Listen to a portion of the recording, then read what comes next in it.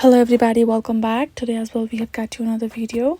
In this video I'll show you how you can cancel DashPass on DoorDash. But before that, please do make sure to like our videos, and then right afterwards make sure you're logged in as well. Now tap on this account option in the bottom.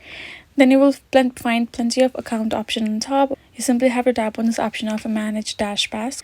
Now right over here, simply you will find the information regarding your DashPass, your payment details in the bottom, including the option of changing payment method and your cancel membership.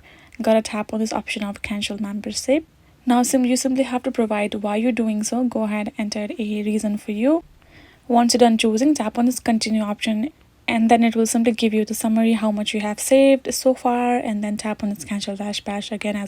And afterwards you can see the cancellation has been successful. You can tap on this got it, and you can do that as many times as you want accordingly, and that is how you can do it. So if you got more questions, make sure to leave them in the comments below as well. And otherwise, this is it guys. Hope this video was helpful to you all. Thank you so much for watching, and yes, I'll see you guys in our next video.